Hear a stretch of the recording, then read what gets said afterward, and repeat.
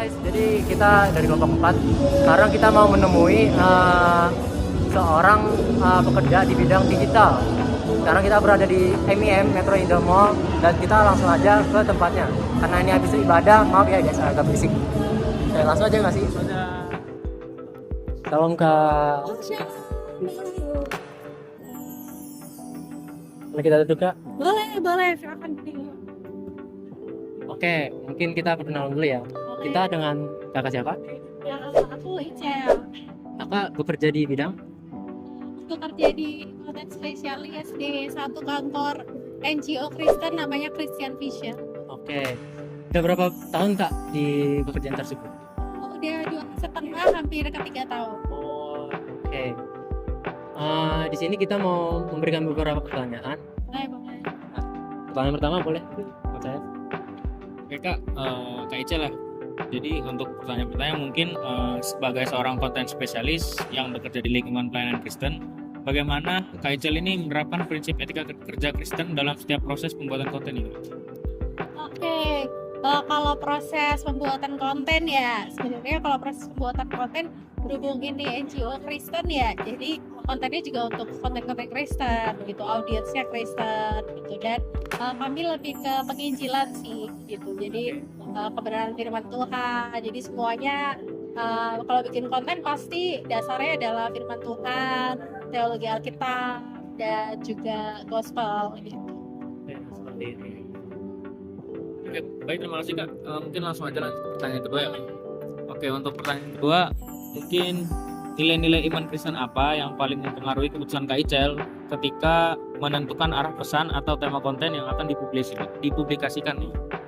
Oke, nah kebetulan kalau misalnya dalam pembuatan konten itu karena kita tuh goalsnya kalau misalnya dari kantor saya sendiri itu kan pengen supaya setiap orang Kristen itu bergerak dan keluar untuk memberitakan Injil gitu ya. Jadi sebenarnya nilai-nilai itulah yang menjadi dasar gitu dalam pembuatan konten gitu. Jadi ujungnya selalu ke situ, ujungnya selalu tujuannya adalah untuk mengajak setiap audiens Kristen untuk mereka keluar dan juga memberitakan Injil ke teman-teman mereka yang belum kenal Yesus, ke orang tua mereka yang belum percaya gitu. Jadi sebenarnya nilai-nilainya tuh lebih ke amanat agung.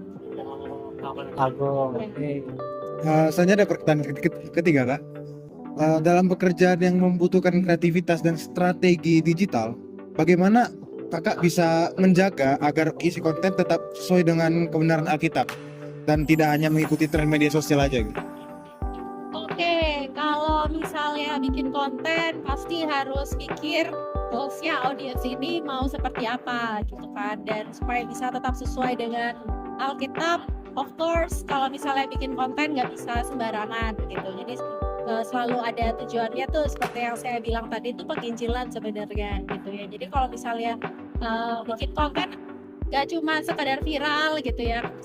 Kalau saya sih PNS sekedar viral gitu kan. Oke. Kalau cepet viral kan enak ya. Iya, gitu. betul. Tapi memang di dalam prinsip-prinsip pembuatan konten kreativitas di kantor saya, karena kita punya goals tujuan gitu ya, jadi memang itulah yang menjadi dasar untuk pesan-pesan setiap pembuatan konten yang ada. Jadi setiap konten yang dibuat tuh kembali lagi ke tujuannya apa sih, jadi harus set goals dulu gitu dalam membuat konten, bukan hanya sekedar bikin konten goalsnya apa, engagement gitu ya, atau supaya audiensnya itu supaya ditonton oleh 1 juta orang gitu. Kita kan suka ya viral gitu-gitu.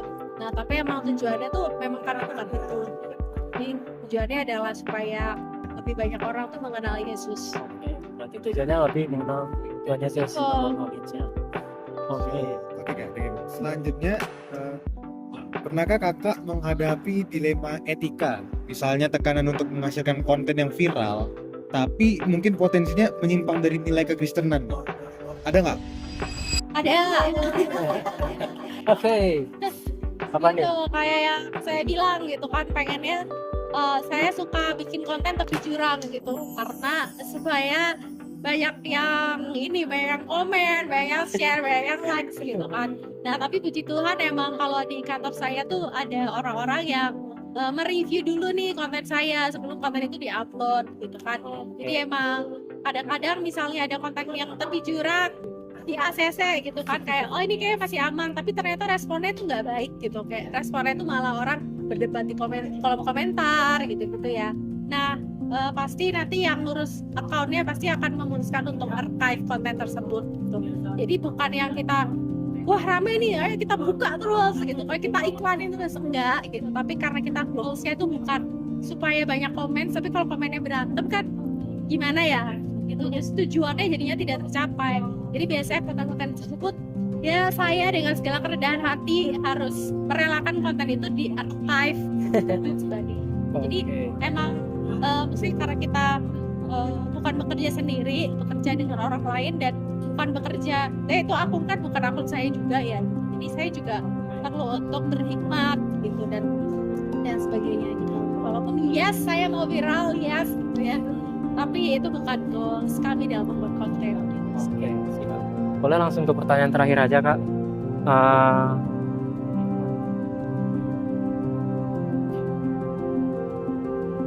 Pertanyaan terakhirnya itu adalah, menurut pengalaman Kakak sendiri, sejauh mana etika kerja Kristen berkontribusi dalam membangun budaya kerja yang sehat dan profesional, khususnya di dunia industri kreatif?